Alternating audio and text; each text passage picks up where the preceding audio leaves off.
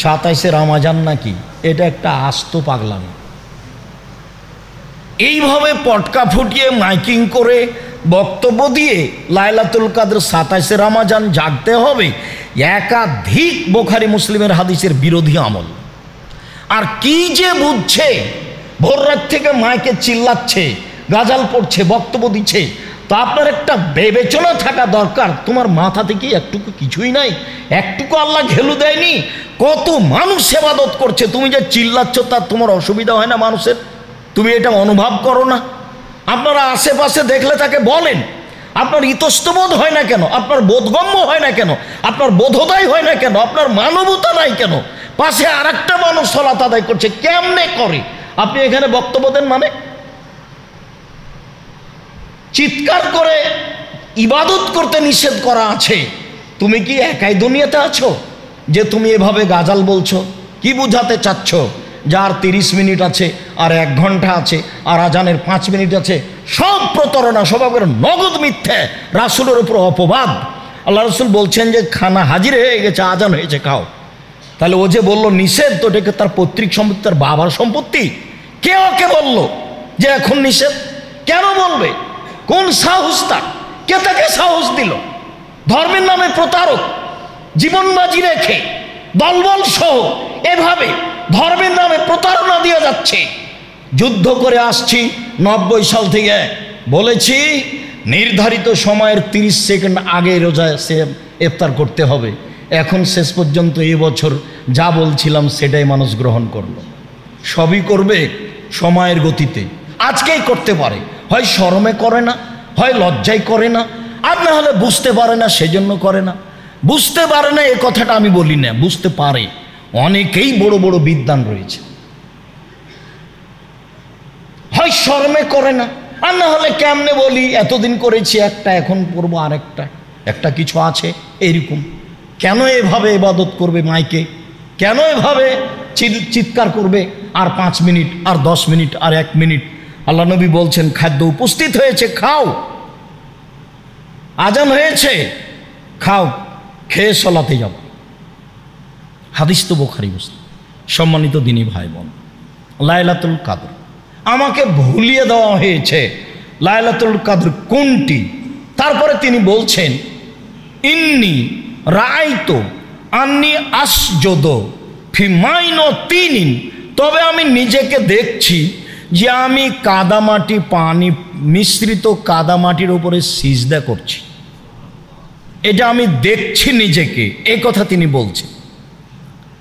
তারপরে বলছেন যে কানা সাকফুল মসজিদ জারিদান নাখলে, সেদিন ছিল মসজিদের ছাদটা খেজুর গাছের ডাল, মানে খেজুর গাছের ডাল দিয়ে ছাওয়া ছিল।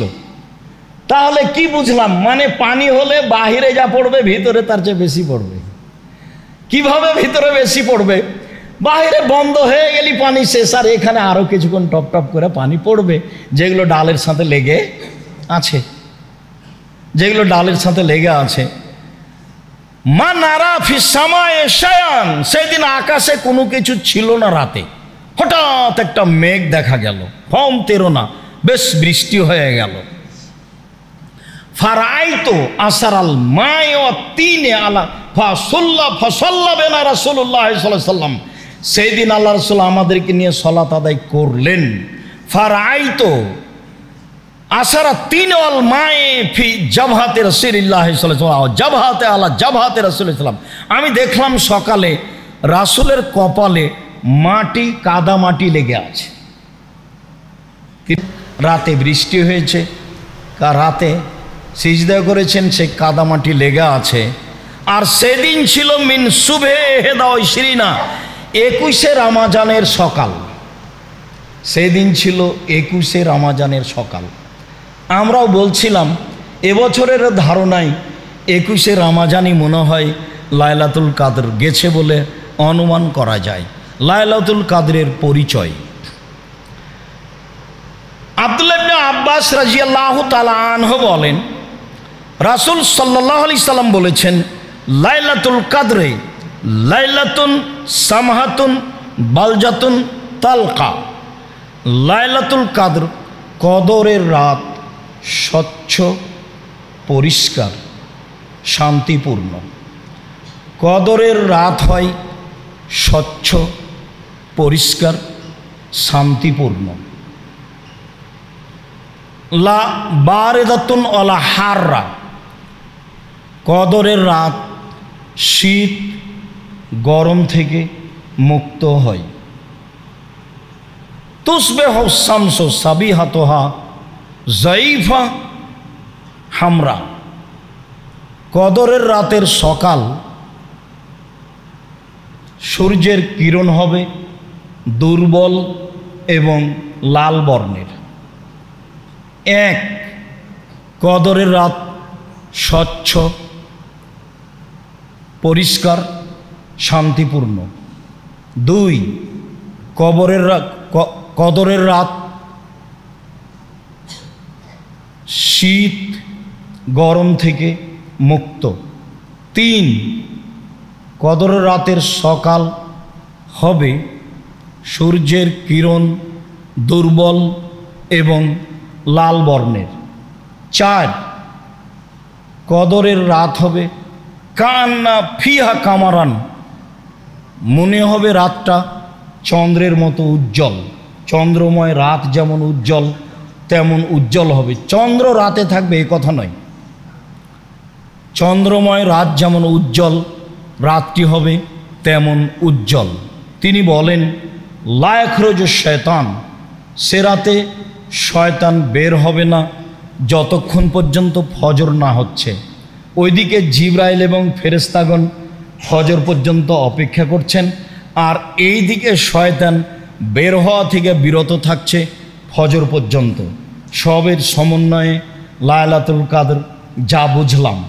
সম্মানিত দিনী ভাই বোন, তাতে আমরা আঁচ করতে পারি লাইলাতুল কাদর কিভাবে হতে পারে, কেমন হতে পারে, আর তা কি।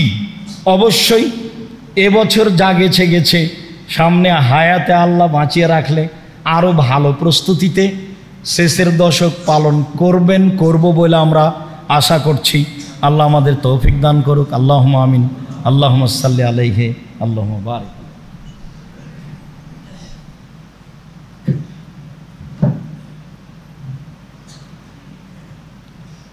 আলহামদুলিল্লাহ ওয়াহদা ওয়াসসালাতু ওয়াসসালামু আলা মান লা নাবিয়্যা বা'দা। আব্দুল্লাহ ইবনে উমর রাদিয়াল্লাহু তাআলা আনহু বলেন, ফারাজা রাসূলুল্লাহ সাল্লাল্লাহু আলাইহি সাল্লাম যাকাতাল ফিতরে সাআন মিন তামারিন আও সাআন মিন শাইরিন, এক সা খেজুর অথবা এক সা গম ফরজ করেছেন ফেতরার যাকাত, যাকাতুল ফিতর, ফেতরার যাকাত। আলাল আবদে ওয়াল হুররে, দাস দাসীর ওপরে, স্বাধীন মানুষের উপরে। দাস দাসীর ওপরে, স্বাধীন পুরুষ নারীর উপরে। আলা যাকারে ওয়াল উনসা, স্বাধীন পুরুষ স্বাধীন নারীর উপরে। অসাগিরে ওয়াল কাবিরে, ছোটর উপরে বড়র উপরে। মিনাল মুসলিমিনা, যারা মুসলিম। যার কারণেই বিদ্বানগণ বলতে চেয়েছেন যে ছোট মানে কত ছোট?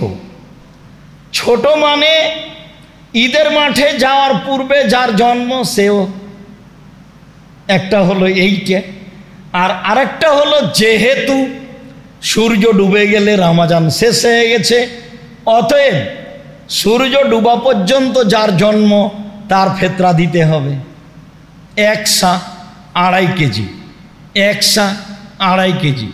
ইরাকের হিসাবে 3.25 কেজির ভাগে অর্ধেকের মূল্য থেকে বিরত থাকতে হবে। সময়ের গতিতে বলছি ইনশাআল্লাহ। সম্মানিত দিনী ভাই বোন, অত্র বুখারী মুসলিমের হাদিসে রাসূল সাল্লাল্লাহু আলাইহি সাল্লাম সকল পুরুষ নারী, দাস দাসী, ছোট বড় সবার উপরে যাকাতুল ফিতর ফরজ করেছেন।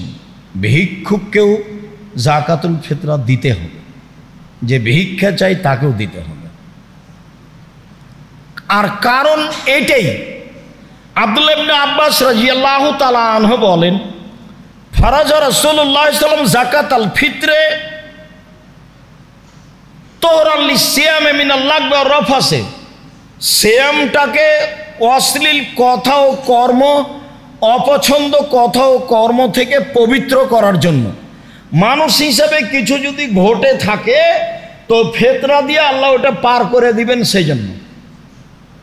অত্তমাতাল লিল মাসাকিন, আর ফকির মিসকিনের খাদ্যের জন্য। তো আমিও বাঁচলাম, ফকির মিসকিনও বাঁচল, আমারও সুবিধা হলো যে এ দিয়ে আমার সিয়ামটা পবিত্র হয়ে গেল, আর ফকির মিসকিনেরও সুবিধা হলো, এ দিয়ে তার একটা রুজির ব্যবস্থা হলো। এই কথা রাসূল সাল্লাল্লাহু আলাইহি সাল্লাম বলেন। আবু সাঈদ খুদরি রাদিয়াল্লাহু তাআলা আনহু বলেন, ফারাজা রাসূলুল্লাহ সাল্লাল্লাহু আলাইহি সাল্লাম যাকাতাল ফিত্রে, আল্লাহর নবী ফিতরা ফরজ করেছেন। সান মিন তামিন, এক সা খাদ্য, আও সান মিন তামরিন, এক সা খেজুর, আও সান মিন শাইরিন, এক সা জব গম, আও সান মিন আকেতিন, এক সা পনির, আও সান মিন জাবিবিন, এক সা কিশমিশ। প্রথম শব্দটা আছে খাদ্য।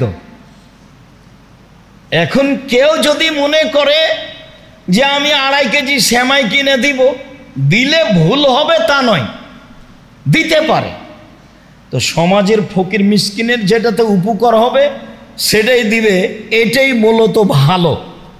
তবে যেহেতু খাদ্যের কথা এসেছে, কাজেই ও যা খায় সেটাই দিবে, এটাই ঠিক। যেহেতু খাদ্যের কথা এসেছে, কাজে এখানে নতুনভাবে যেন টাকা না ঢুকতে পারে। চলেন, টাকা যে চলবে না কিয়ামত পর্যন্ত তার জাজল্য প্রমাণ। আবু সাঈদ খুদরি এই পর্যন্ত বলার পরে বলেন, ফালাম নাজাল নুখরিজহু, এইভাবে ফিতরা দিয়ে আসি, দীর্ঘদিন থেকে দিয়ে আসছি, রাসূলের যুগ থেকে একসা করে এগুলো দিয়ে আসছি।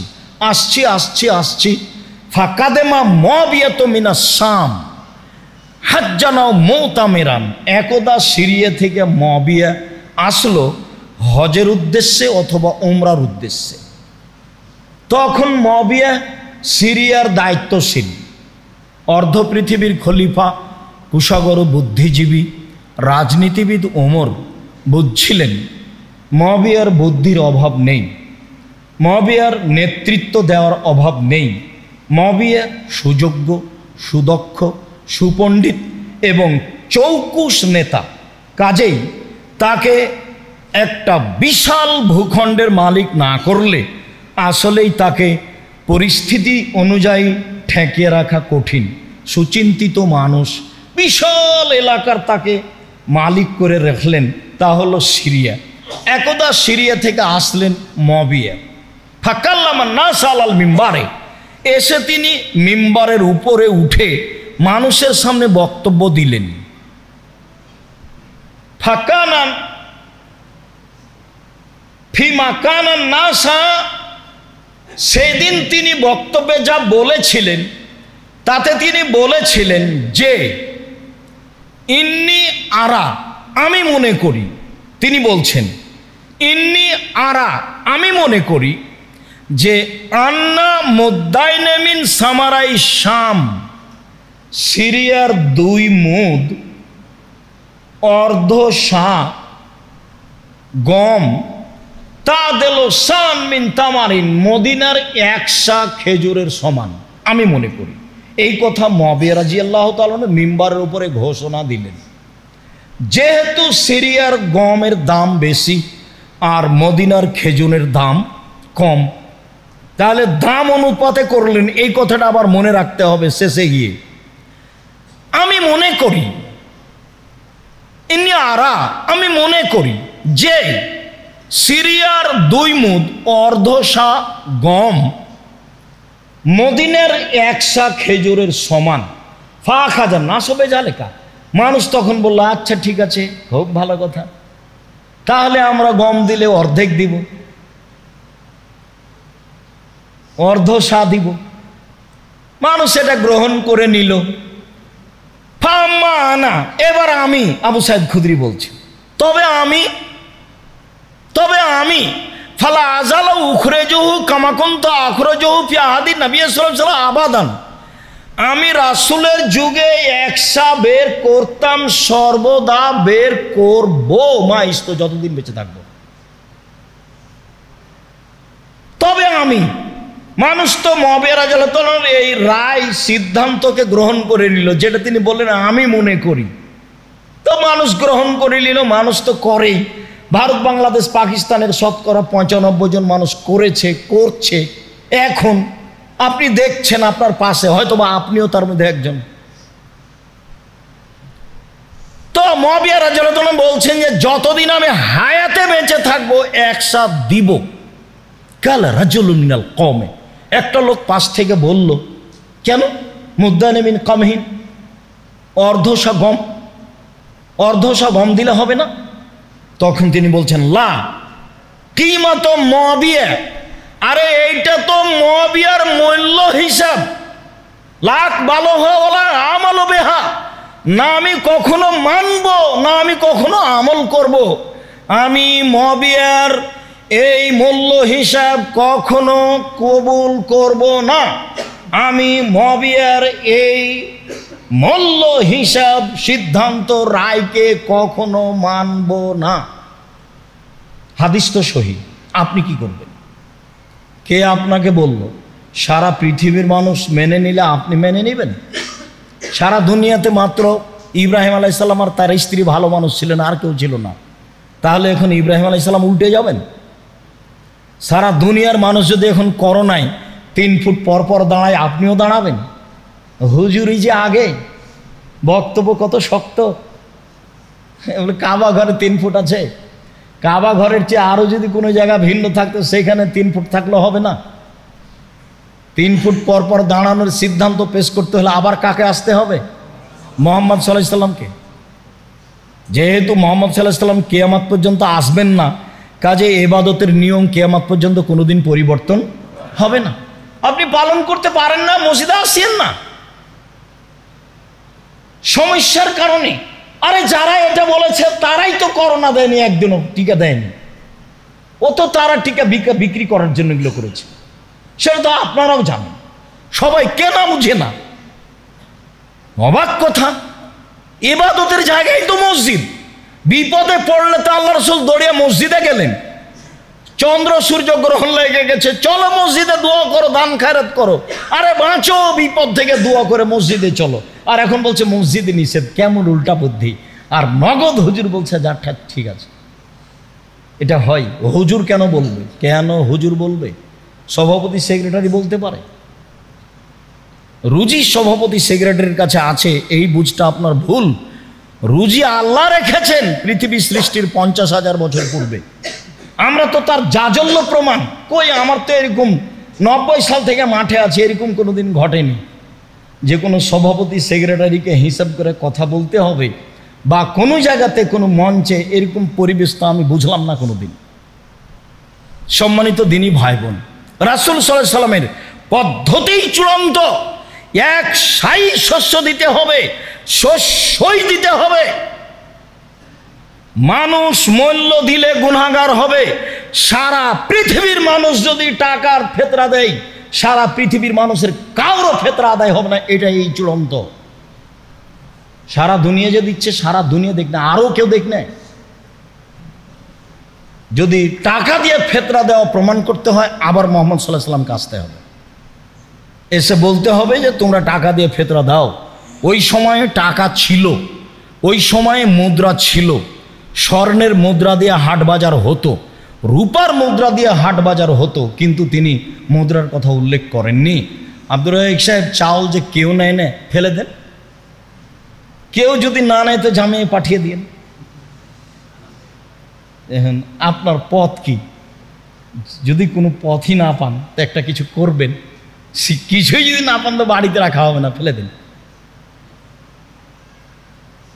দুনিয়া অত খাটো হয়নি, কিয়ামত পর্যন্ত অত খাটো হবে না। আমি আর আপনি ভুল বুঝছি। সম্মানিত দিনী ভাই বোন, ফেতরা সম্পর্কে আমরা একটা চূড়ান্ত পর্যায়ে গিয়ে বলতে চাচ্ছি যে ফেতরা শস্য দিয়েই দিতে হবে, খাদ্যমূলক গুরুত্বপূর্ণ জিনিস দিতে হবে, তার চাউল হয় উত্তম হবে, পরিমাণ 2.5 কেজি 3.25 সের। আগে থেকে যে হিসাব ছিল সেটাই ঠিক আছে। কখন দিতে হবে? ও আমারা বেহা আন্তুয়াদ্দা খরুজিন না সেলাল মুসাল্লা কাবলা খরুজিন না সেলাল মুসাল্লা। মানুষের ঈদের মাঠে যাওয়ার পূর্বে, আগে যে আপনাদের বাপদাদারা ঈদের মাঠে যাওয়ার পূর্বে ফেতরা বের করতেন, এটাই হুবাহু হাদিস সাথে মিল আছে। এটাই হলো হাদিসের বাস্তব আমল। তবে সহিহ হাদিস আসার থেকে পাওয়া যায় আব্দুল্লাহ ইবনে উমর থেকে যে 1 দিন বা 2 দিন আগে ফেতরা বের করা যায়। তা হলো 28শে রমজান, তা হলো 19শে রমজান নিতান্তই। তবে বুখারী মুসলিমের সিদ্ধান্ত এটাই যে আপনি ঈদের মাঠে যাওয়ার পূর্বে ফেতরা বের করে যাবেন। এসে বের করলে সেটা আর ফেতরা হবে না, সেটা হবে সাদাকা। সেটা আবার জাকাতুল ফেতরা হলো না, যেটা আপনার সিয়ামকে পবিত্র করার জন্য। পূর্বেই করতে হবে, শস্য দিয়েই করতে হবে। নিতান্তই আগে চাইলে 1 দিন 2 দিন আগে। 15ই রমজান থেকে ফেতরা বের করার তো প্রশ্নই আসে না। মসজিদ ভর্তি হয়ে গেছে ঢাকায়, দেখেন 15 রমজান থেকে। ধর্ম নিজের মতো, ধর্ম নিজের মতো। হাজি ক্যাম্পে উঠেছি তো এখন বলছে লাব্বাইক আল্লাহুম্মা লাব্বাইক। শেষ হলো তো আমি বলছি ভাইজান এখানে বলাচ্ছেন কেন? ও তো যখন এহরাম বাঁধবে, এলামলামে যখন বিমান পৌঁছিবে, জিদ্দায় নামার পূর্বে তখন বলবে। তখন বলছে যে বাড়ি থেকে বললেও হবে। এখন কি উত্তর দিবেন বলেন? তো ধর্ম তো তাদের নিজের ব্যাপার। আল্লাহ রসুল বললেন এলামলামে ভারত, বাংলাদেশ, পাকিস্তান এমানবাসীদের জন্য, আর উনি বলছেন বাড়ি থেকে। তাহলে করার কি আছে? তাহলে প্রথম রমজান থেকে ফেতরা বের করতে পারবে, তাহলে 15 যেদিন ইচ্ছে সেদিনই করবে। রাসূল সাল্লাল্লাহু আলাইহি সাল্লাম ঈদের মাঠে যাওয়ার পূর্বে ফেতরা বের করতে বলেছেন শস্য দিয়ে। এইটাই হিসাব। সেই দিন সূর্য ডুবা পর্যন্ত যেসব ছেলে মেয়ে জন্ম নেবে তার ফেতরা দিতে হবে, ভিক্ষুককেও ফেতরা দিতে হবে। এ কথাই ঠিক। বন্টন ঈদের মাঠে যাওয়ার আগে যদি সহজ হয় করেন, যদি পরে সহজ হয় করেন। বন্টন পরিস্থিতি অনুযায়ী করবেন, এটাই ঠিক। ঈদের দিনের একটু তাকবীর বলে বাকি অংশটুকু ঈদের দিনের সকালের জন্য রেখে দিচ্ছি। সেদিন সময়ে আল্লাহ অনুকূলে করলে আবারও হবে আপনার সাথে কথা ইনশাআল্লাহ। ইমাম জোহরি থেকে একটি সহি সূত্র প্রমাণ হয় যে কানা নাসু ইকাব্বিরুনা হিনা ইয়াখরুজুনা মিন মানাজিলিহিম। ঈদুল ফিতরে মানুষ তাকবীর বলতো যখন ঈদের সলাতে যাওয়ার জন্য বাড়ি থেকে বের হতো, হাত্তা ইয়াতুল মুসাল্লা ঈদের মাঠে আসা পর্যন্ত।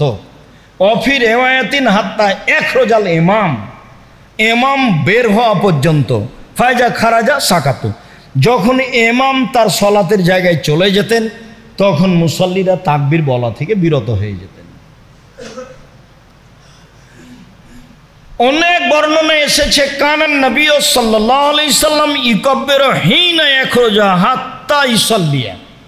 আল্লাহ রাসূল তাকবীর বলতেন বাড়ি থেকে বের হওয়ার সময় সলাত শুরু করা পর্যন্ত। এগুলো ঈদুল ফিতর। ঈদুল ফিতরের 3টে সুন্নাত। 1 আল মাসি, পায়ে হেঁটে যাওয়া।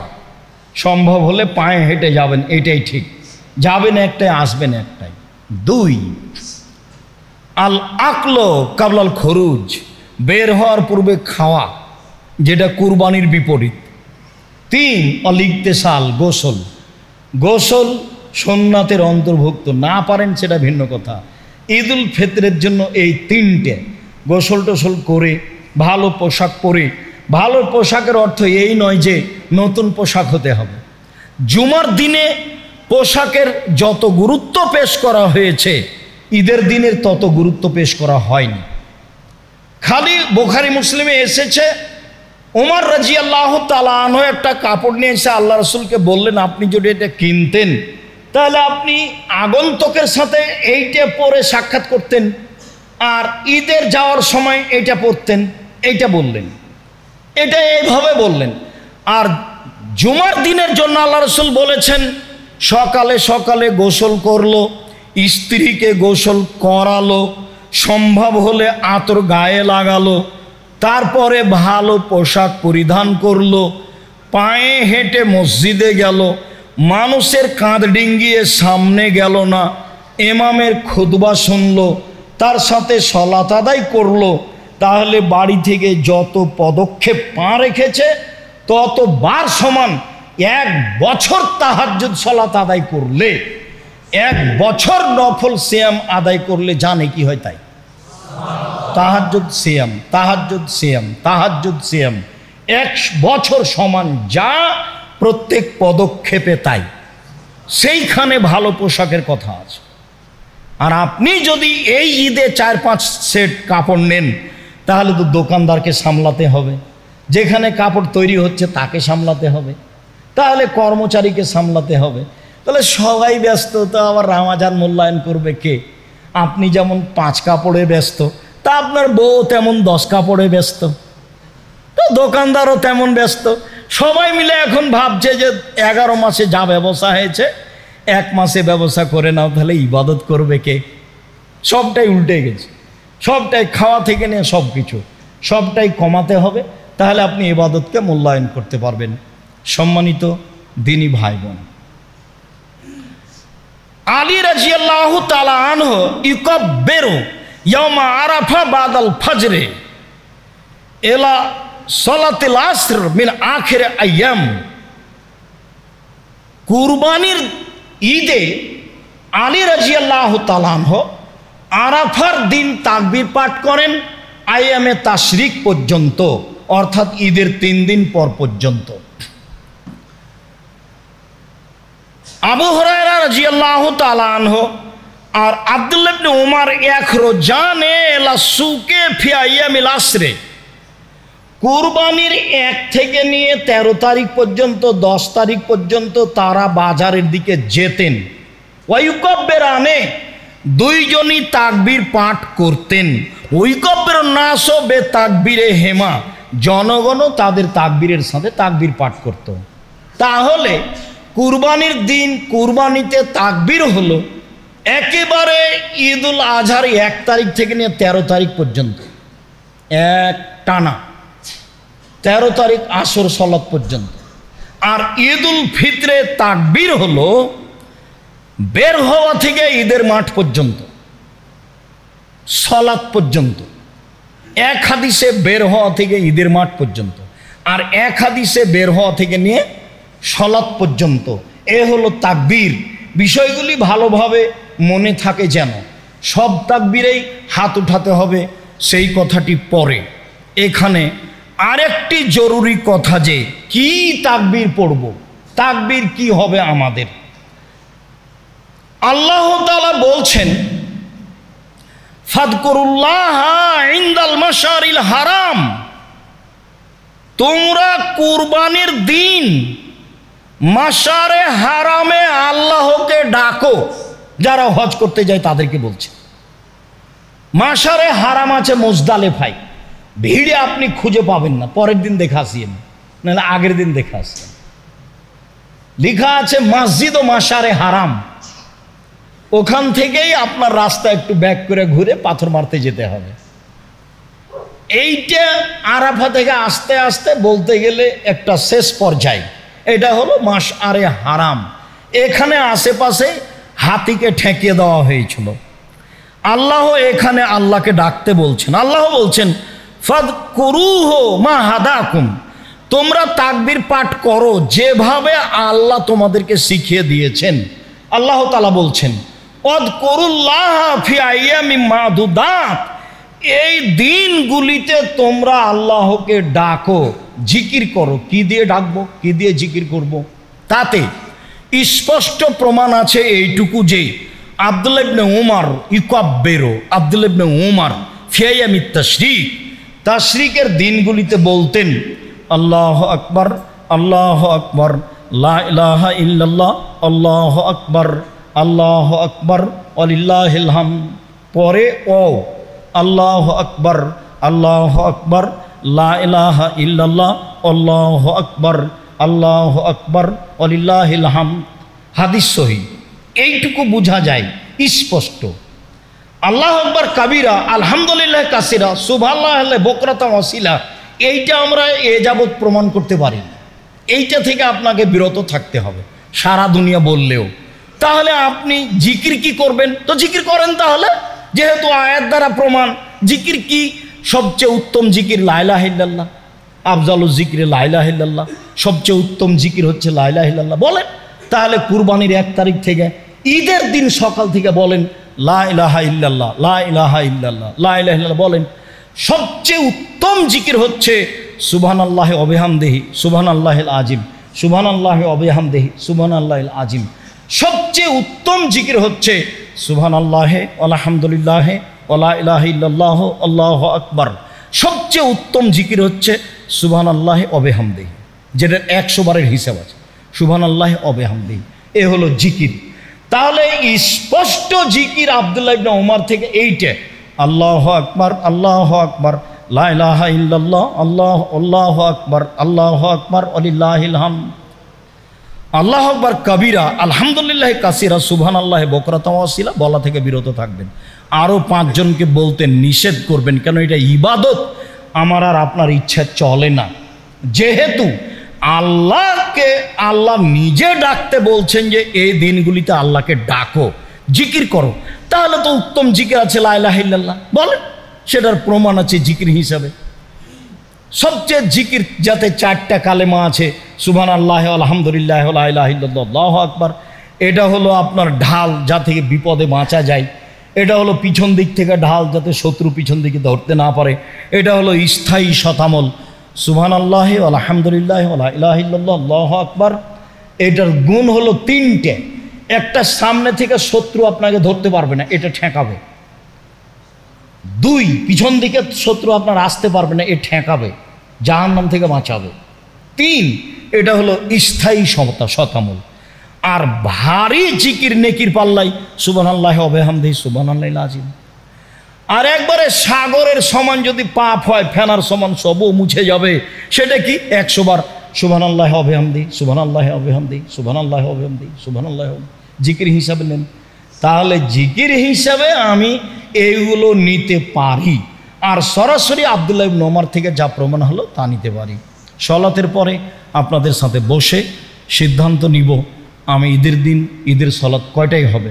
অনুমান করছি 7:30টায় বা 7:15টায়, গত বছর অনুযায়ী।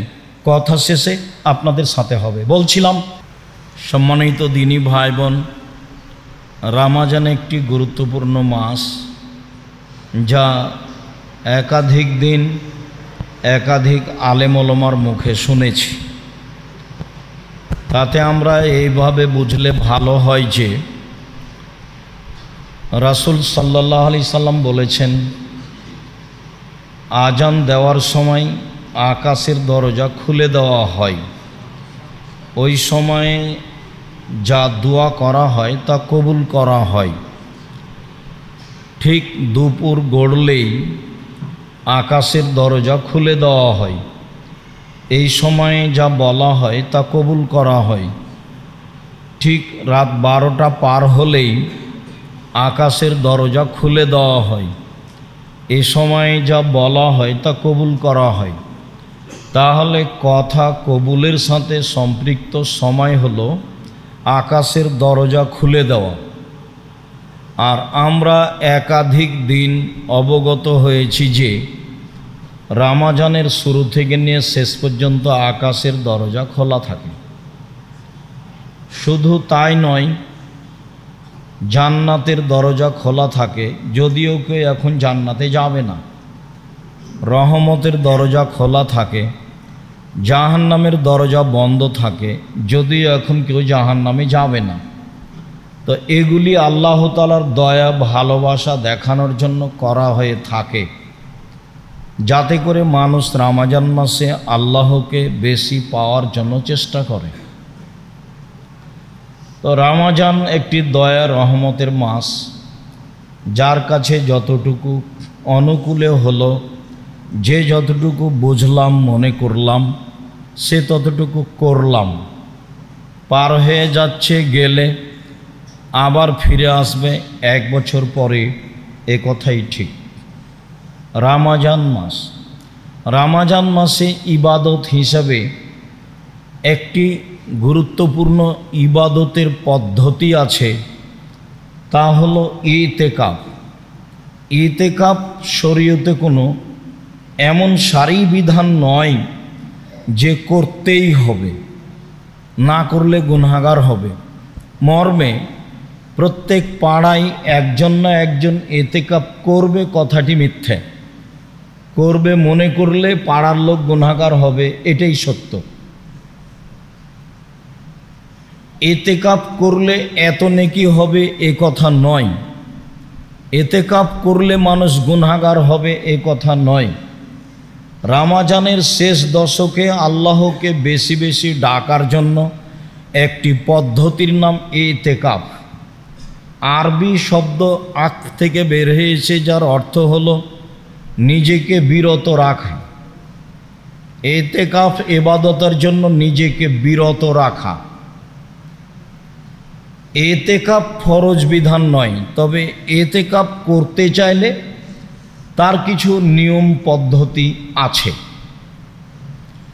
আয়েশা রাদিয়াল্লাহু তাআলা আনহা বলেন, রাসূল সাল্লাল্লাহু আলাইহি সাল্লামের কথাই বোঝা যায় যে as-সুন্নাতু লিল মুতাকিফ, ইতিকাফকারীর জন্য সুন্নাত হচ্ছে যে আল্লাহ ইয়াউদা জানাজা, আল্লাহ ইয়াশহাদা জানাজা, কোনো জানাজায় উপস্থিত হতে পাবে না, অথচ জানাজায় যেতে হবে, এটা জরুরি বিধান।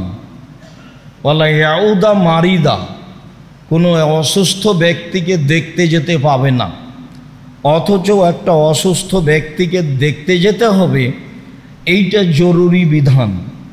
ফলাফলে আল্লাহর নবী বলেছেন, কেউ যদি সকালে অসুস্থ মানুষকে দেখতে যায় তাহলে সন্ধ্যা পর্যন্ত 70,000 ফেরেশতা তার জন্য আল্লাহর দরবারে ক্ষমা চায়। কেউ যদি একটা জানাজায় উপস্থিত হয় তাহলে মাটি দেওয়া পর্যন্ত থাকলে 2 কেরাত সমান নেকি হয়। 1 কেরাত সমান ওহুদ পাহাড়, আর ওহুদ পাহাড় হলো 4 কিলোমিটার প্রশস্ত, 8 কিলোমিটার লম্বা। নিচে কত আছে তা মানুষ জানে না। দুইটারই ফলাফল অনেক, যেতে হবে এটাও জরুরি। আবার ইতিকাফ অবলম্বন করলে যেতে হবে না, যাওয়া যাবে না, এইটা বিধান। তৃতীয়, ওয়ালা এমাশা এমরাতান, স্ত্রী মিলনে যেতে পাবে না। 4, ওয়ালা ইউবাশিরাহা, তার সাথে শরীরের সাথে শরীর মিলাতে পাবে না।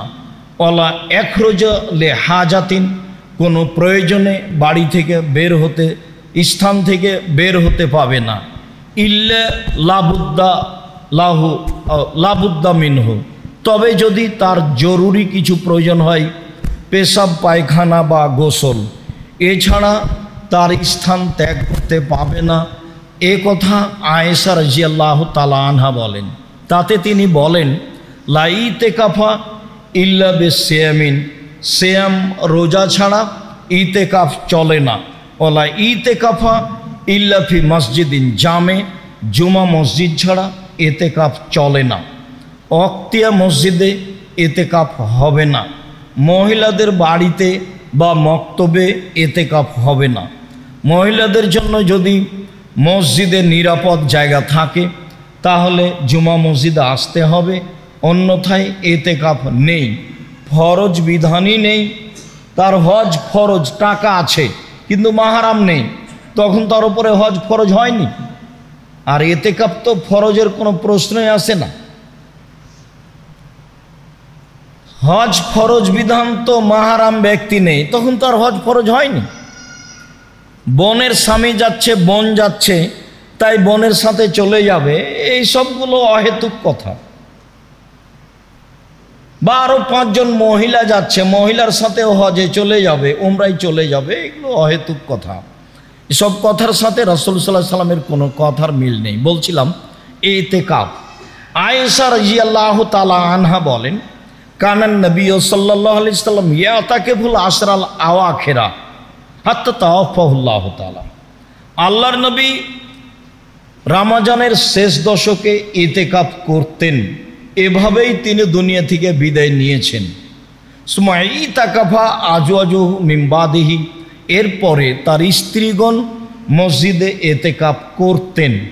মহিলারাও মসজিদে ইতিকাফ করতে পারে, প্রমাণে বুখারী মুসলিমের হাদিস। রাসূলের স্ত্রীগণ ইতিকাফ করতেন। আবু হুরায়রা রাদিয়াল্লাহু তাআলা আনহু বলেন, কানান নবী সাল্লাল্লাহু আলাইহি সাল্লাম ইয়াতাকিফুল আশরা, আল্লাহর নবী নিয়মিতই রমজানের শেষ দশক ইতিকাফ করতেন। তবে কানা ইতাকাফা ইশরিনা ফিল আম আল্লাযী কুবিজা ফিহি, যে বছর তিনি দুনিয়া থেকে বিদায় নেন, ইন্তেকালের বছর তিনি 20 দিন ইতিকাফ করেছিলেন। মানুষ প্রয়োজন মনে করলে, ভালো মনে করলে 20 দিন ইতিকাফ করতে পারে, হাদিস বুখারী মুসলিম। তবে তিনি সাধারণত শেষ দশক ইতিকাফ করতেন। আব্দুল্লাহ ইবনে ওমর রাদিয়াল্লাহু তাআলা আনহু বলেন, সাআলা ওমর আন নবিয়্য, একদা ওমর রাদিয়াল্লাহু তাআলা আনহু আল্লাহর নবীকে জিজ্ঞাসা করেছিলেন, আল্লাহর নবী, কুনতু নাজারতু লাইলাতান ফিল মসজিদিল হারাম ফিল জাহেলিয়া, জাহেলিয়াতের যুগে যখন আমরা মুসলমান হইনি, তখন আমি উমর কাবা ঘরে 1 রাত ইতিকাফ করব বলে মানত মেনেছিলাম। 1 রাত ইতিকাফ করব বলে মানত মেনেছিলাম। আল্লাহ রাসূল তাকে বললেন, ফাউফে নাজরাক, তুমি তোমার মানত পূর্ণ করে নাও, 1 রাত ইতিকাফ করে নাও। হাদিস বুখারী মুসলিম। এর অর্থ এই নয় যে একদিন ইতিকাফ চলে, এটাই ছিল তার মানত, যা পালন করতেই হবে। মানত পালন করতেই হবে যে কোনো মূল্যে। তো সন্তান হলে উট কুরবানি করব বলেছেন, আকিকা দিবেন, তো উটের তো আকিকা হয় না। তো এখন ভালো কাজের একটা করেছেন, সিদ্ধান্ত নিয়েছেন, তো নিয়ে আসেন, রাজস্থান থেকে উট কিনে নিয়ে আসেন, বা বাংলাদেশে কোথায় পাওয়া যায় খুঁজেন। যদি সম্ভব না হয় তাহলে 10 জন ফকিরকে 1.25 কেজি করে চাউল দিয়ে ফিরে আসতে হবে। এ হলো পদ্ধতি। তো মানত করেছ তুমি পূর্ণ করো, এটাই ছিল মানত। এর অর্থ এই নয় যে একদিন ইতিকাফ চলে, এর অর্থ এই নয় যে 3 দিন ইতিকাফ চলে, এর অর্থ এই নয় যে ইচ্ছা মতো ইতিকাফ চলে, এর অর্থ এই নয় যে 12 মাস ইতিকাফ চলে। কোনো মাসই এভাবে ইতিকাফ চলে না। সিয়াম ছাড়া ইতিকাফ চলে না, জুমা মসজিদ ছাড়া ইতিকাফ চলে না। ইতিকাফ রমজানের শেষ দশক বা রমজানের শেষ 20 দিন চলে মানুষের ইচ্ছা। আয়েশা রাদিয়াল্লাহু তাআলা আনহা বলেন, কানান নবী সাল্লাল্লাহু আলাইহি সাল্লাম ইজা আরাদা ইয়াতাকে ফাসাল্লাল ফাজরা সুম্মা দাখালা ফি মুতাকাফিহি, আল্লাহর নবী যখন ইতিকাফের ইচ্ছা করতেন তখন ফজরের সালাত আদায় করে তিনি তার ইতিকাফের স্থানে প্রবেশ করতেন। হাদিস মুসলিম। এতে মনে হচ্ছে যে ইতিকাফে বসার টাইম হলো ফজরের সালাতের পরে। হাদিস তো সহিহ, কিন্তু সব হাদিসের বিবেচনায় দেখা গেছে যে আসলে শেষ দশক শুরু হয় 20 রমজান শেষ হলে সূর্য ডোবার পরে, যার কারণে আবার যদি ফজরের সালাতের পরে ইতিকাফে বসা হয় তাহলে রাত ছুটে যায়, যেটা বিশেষ ইবাদত রয়েছে।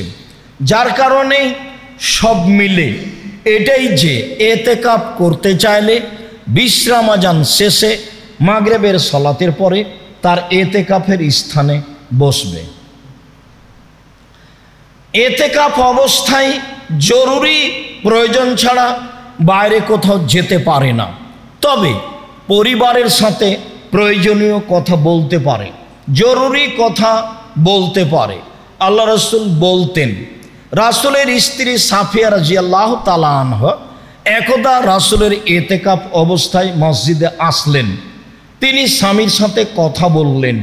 যখন কথা শেষ হয়ে গেল তখন তিনি বিদায় নিচ্ছেন, তো পিছে পিছে আল্লাহ রাসূলও হাঁটছেন মসজিদের বারান্দা পর্যন্ত।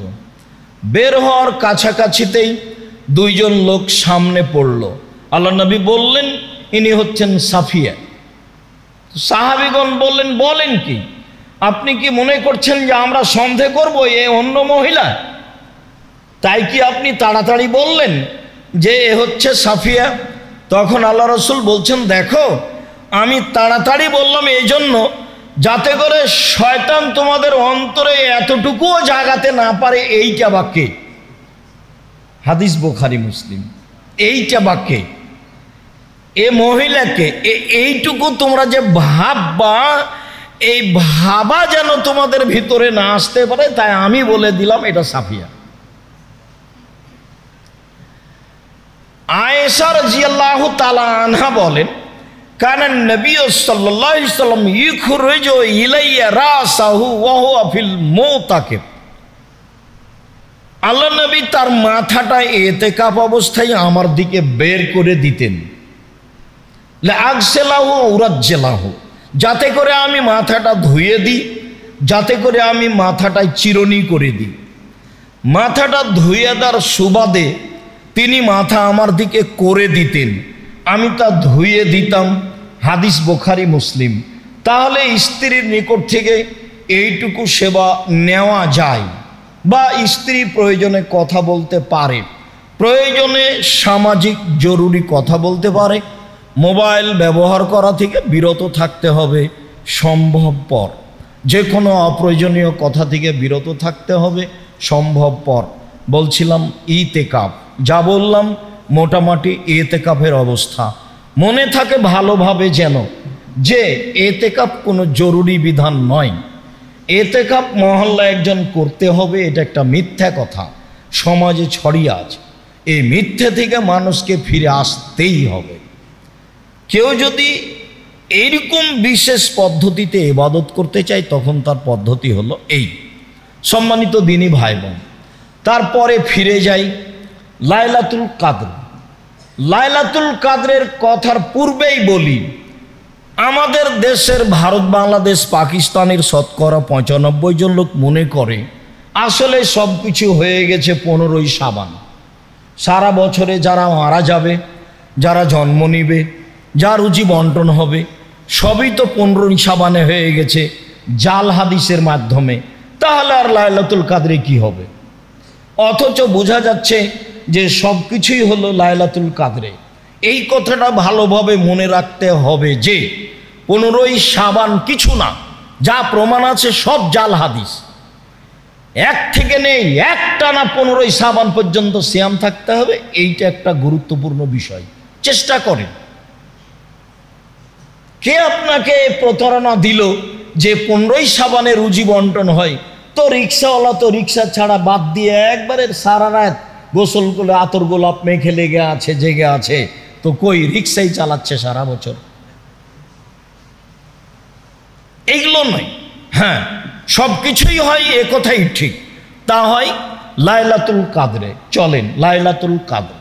আল্লাহ তাআলা বলেন, ইন্না আনজালনাহু ফি লাইলাতুল কাদর, নিশ্চয় আমি কোরআন অবতীর্ণ করেছি কদরের রাতে। খোলা কথা কোরআন মাজিদ। ওমা আদরাকা মা লাইলাতুল কাদর, মুহাম্মদ সাল্লাল্লাহু আলাইহি সাল্লাম আপনি কি বলতে পারেন কদরের রাত কি? আমি বলি, লাইলাতুল কাদর খায়রুম মিন আলফি শাহর, কদরের রাত হচ্ছে 1000 মাসের চেয়ে উত্তম। 1000 মাস ইবাদত করলে যা নেকি হবে, লাইলাতুল কাদরে ইবাদত করলে তার চেয়ে বেশি নেকি হবে। লাইলাতুল কাদরের আরো বিশেষত্ব, তানাজ্জালুল মালায়েকাত রূহ ফিহা, সে রাতে জিবরাইল এবং ফেরেশতাগণ অবতীর্ণ হন। কত হন তা উল্লেখ করা হয়নি, হাজারো লাখো কোটি হতে পারে, সবই হতে পারে। জিবরাইল যেহেতু আসেন, কাজে আরো হাজারো কোটি ফেরেশতা আসতে পারেন। আল্লাহ তাআলা বলেন এ রাতে জিবরাইল এবং ফেরেশতাগণ অবতীর্ণ হন তাদের প্রতিপালকের অনুমতি সাপেক্ষে।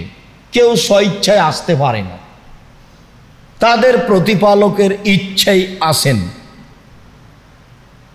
এরপরে মিন কুল্লি আমর, সব কিছু নিয়ে, দেখেন সব কিছু নিয়ে, সারা বছরে যা কিছু হবে, মরবে বাঁচবে, রুজি হবে, যেটাই পৃথিবীর মানুষ বুঝুক না কেন, সারা বছরের বাজেট বুঝুক, এটাই ঠিক। সারা বছরের বাজেট নিয়ে ফেরেশতা এই রাতে নেমে আসেন, যা আল্লাহ তাআলা বলেন সালামুন হিয়া হাত্তা মাতলাইল ফজর, এই রাত শান্তিপূর্ণ থাকে ফজর পর্যন্ত, রাতটি শান্তিপূর্ণ থাকে ফজর পর্যন্ত। তাহলে জিবরাইল সহ ফেরেশতাগণ এ রাতে ফজর পর্যন্ত অবস্থান করেন, যা বোঝা যায়। আল্লাহ তাআলা অন্য আয়াতে বলেন ইন্না আনজালনাহু ফি লাইলাতিন মুবারাকা, নিশ্চয় আমি কোরআন অবতীর্ণ করেছি বরকতময় রাতে। ইন্না কুন্না মুনজিরিন, এ দিয়ে আমি মানুষকে সতর্ক করতে চাই, কোরআন দিয়ে না হলে রাত দিয়ে। আমাকে চিনো বুঝো, কোরআন দিয়ে না হলে আমাকে দিয়ে আমি মানুষকে সতর্ক করতে চাই। ফিহা ইউফরাকু, এ রাতে চূড়ান্ত সিদ্ধান্ত নেওয়া হয়, কুল্লু আমরিন হাকিমিন, প্রত্যেক জ্ঞান সম্পন্ন বিষয়ের। তাহলে সূরা কাদরে আছে মিন কুল্লি আমর, সব কিছু নিয়ে, আর এখানে হলো ফিহা ইউফরাকু, চূড়ান্ত সিদ্ধান্ত নেওয়া হয় এ রাতে, কুল্লু আমরিন হাকিম, জ্ঞান সম্পন্ন সব কাজের। এমনি অহেতুক কোনো কাজ সেখানে সিদ্ধান্ত হয় না, অহেতুক কোনো কর্মের সিদ্ধান্ত হয় না। তাই বিজ্ঞান জ্ঞান সম্পূর্ণ প্রত্যেক কাজের এ রাত্রে চূড়ান্ত সিদ্ধান্ত নেওয়া হয়, এই কথা আল্লাহ তাআলা বলেন লাইলাতুল কদর। আয়েশা রাদিয়াল্লাহু তাআলা আনহা বলেন কানান নবী সাল্লাল্লাহু আলাইহি সাল্লাম ইয়াজতাহিদু ফিল আসরিল আওয়াখির মা লা ইয়াজতাহিদু ফি গায়রিহা, আল্লাহর নবী রমজানের শেষ দশকে লাইলাতুল কদর যেভাবে চেষ্টা করে খুঁজতেন অন্য দিনে মাসে তা করতেন না। আয়েশা রাদিয়াল্লাহু তাআলা আনহা বলেন তাহাররাউ লাইলাতুল কদরে ফিল আসরিল আওয়াখিরে ফিল বিত্রে মিন রমজানা, রমজানের শেষ দশকে বিজোড় রাতে রাত লাইলাতুল কদর, কদরের রাত তল্লাশি চালাও। পৃথিবীর মানুষ তোমরা কদরের রাতের তল্লাশি চালাও রমজানের শেষ দশকের বিজোড় রাতে, এ কথা আয়েশা রাদিয়াল্লাহু তাআলা আনহা বলেন। আয়েশা রাদিয়াল্লাহু তাআলা আনহা বলেন কানান নবী সাল্লাল্লাহু আলাইহি সাল্লাম ইজাদা খালাল আশর সাদ্দা মিজারাহু ওয়া আহিয়া লাইলাহু ওয়া আইকাজা আহলাহু, যখন রমজানের শেষ দশক আসত তখন তিনি লাইলাতুল কদরের তল্লাশির জন্য লুঙ্গি গুটিয়ে নিতেন, মানে শক্ত প্রস্তুতি নিতেন। রাতে জেগে থাকতেন, পরিবারকে জাগাতেন, রাতে জেগে থাকতেন, পরিবারকে জাগাতেন।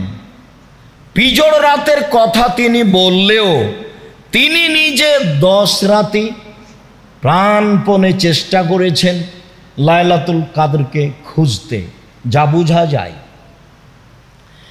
আয়েশা রাদিয়াল্লাহু তাআলা আনহা বলেন আমি বললাম আল্লাহর নবী আরাইতা ইন আলিমতু আইয়ু লাইলাতিন লাইলাতুল কদরে মা আকুলু ফিহা, আমি যদি বুঝতে পারি কোনটা লাইলাতুল কদর তাহলে আমি কি বলবো? তখন আল্লাহ রাসূল বললেন কুলি, তুমি বলবা ইন্নাকা আফুব্বুন তুহিব্বুল আফওয়া ফাফু আন্নি। আল্লাহ তুমি ক্ষমাশীল, ক্ষমাকে ভালোবাসো, আমাকে ক্ষমা করো। যেহেতু তুমি নিজেই ক্ষমাশীল, ক্ষমাকেই ভালোবাসো, আমাকে ক্ষমা করো। যেটা কাজ তোমার সেটা করো। আমিও বলছি আল্লাহুম্মা ইন্নাকা আফুব্বুন তুহিব্বুল আফওয়া ফাফু আন্নি। হে আল্লাহ তুমি ক্ষমাশীল, ক্ষমাকে ভালোবাসো, আমাকে ক্ষমা করো। এই কথা রাসূল সাল্লাল্লাহু আলাইহি সাল্লাম আয়েশা রাদিয়াল্লাহু তাআলা আনহাকে বলে দিলেন লাইলাতুল কদর। আবু সাঈদ খুদরি রাদিয়াল্লাহু তাআলা আনহু বলেন রাসূল সাল্লাল্লাহু আলাইহি সাল্লাম বলেছেন ইন্নী উরিতু লাইলাতুল কদরে, আমাকে লাইলাতুল কদর দেখানো হয়েছে, আমি দেখেছি। আল্লাহ নবী বলছেন আমি লাইলাতুল কদর দেখেছি, তবে ইন্নী নুসিতুহা, আমাকে ভুলিয়ে দেওয়া হয়েছে। আমি এখন নিশ্চিত বলতে পারছি না যে কদরের রাত কোনটি।